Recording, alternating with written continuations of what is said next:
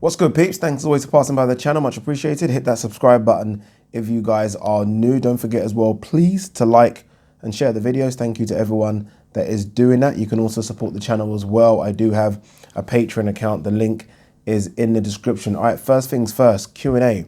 I did do a Q&A, I think about 3 or 4 days ago. And I did say on that Q&A that I was going to do a part 2 just because I got so many questions and I felt bad not being able to answer everyone's questions. I've just finished filming part 2, so that should be up tomorrow being Wednesday.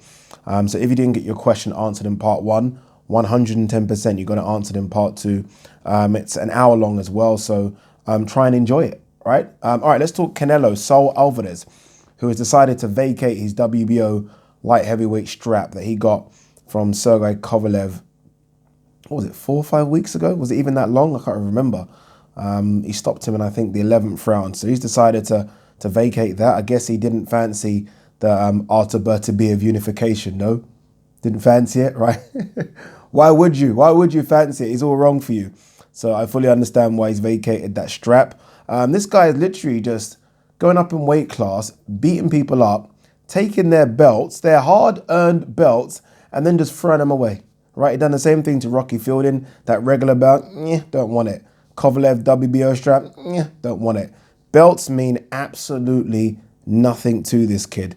So yeah, he's decided to vacate. What I don't like about the situation is that the WBO have almost given him this kind of champion in recess thing. So anytime he wants to come back and challenge for that belt, he can. And I think that's wrong. I think if someone vacates, that's it. That they've moved on, leave them alone, forget it. Don't give them the opportunity to be like first in line when they want to come back for it. I don't think that's right. A lot of people have reached out to me and asked, where is Yard in those rankings? Is Yard going to fight for the vacant belt? He's not, no. I think Yard's ranked like, I think he's like number 7 by the WBO. Buatsi's like, I think number 15, and Ward is number 11. That's just from a British standpoint. I think Gilberto Ramirez is going to fight for it. Obviously, he was the 168-pound champion coming up, so he's ranked number 1. And I think there's a Russian kid called Salimov or something. So it's going to be Gilberto Ramirez versus him for the vacant belt, which should be a decent fight. I've actually had a look, and I hope it is Salimov, because I've actually had a look at him, and he's pretty decent. And Ramirez, I mean, Ramirez can fight. It's just that no one knows about him, right? I mean, this kid's something like 40-something and 0. But no one cares, no one knows. He's not promoted. Bob Arum does an awful job. I still think he is with Top Rank. Hopefully he is. Bob Arum literally just doesn't seem to care about him. So fingers crossed he gets a bit of exposure. I doubt he will in fighting for this vacant belt. What next for Canelo? Again, I think I said this on a This Week in Boxing. I spoke to Mike Coppinger out in Saudi Arabia, and he did say that the likelihood is he goes to 168, which obviously he did when he fought Rocky Fielding, and fights either Callum Smith or Billy Joe Saunders. He wants to win a legit title at that weight class. Obviously, Rocky Fielding was a regular belt. Those guys do have the legit belts, right? Callum Smith's got the WBA and Ring magazine belt. Billy Joe Saunders has the WBO. So there are good belts to win. So I did press him as to which one was favourite, and he did say Billy Joe Saunders.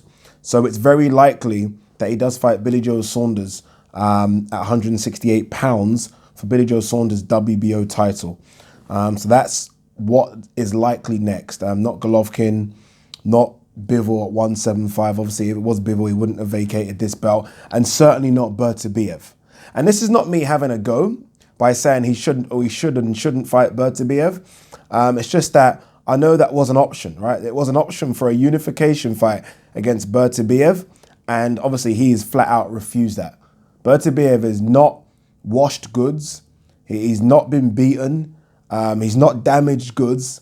And he certainly isn't someone that's on the slide. And those things I can definitely give to Kovalev.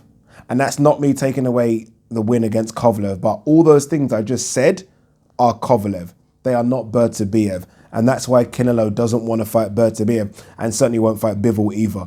So he will go down and fight Billy Joe Saunders, possibly. I hope it is Billy Joe Saunders. It's not that I don't want to see Golovkin Canelo again, because it's a fantastic fight. I mean, those guys match up so well, but we have seen it twice now.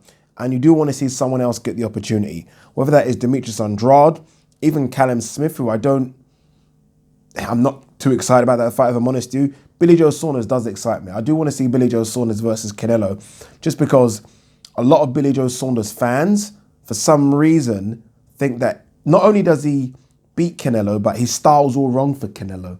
And I'm still baffled by that, if I'm honest with you. You're not going to tell me that in Canelo's whole career, he hasn't fought anyone stylistically that is similar to Billy Joe Saunders, or even stylistically that is harder than Billy Joe Saunders. So we'll see how that one goes. But quick video, Canelo has vacated his belt, and Ramirez, and I think the name is Salimov, will fight for the vacant belt, not Anthony Yarde, because some people, for some reason, think that Anthony Yarde was in line to. Certainly not. Peace.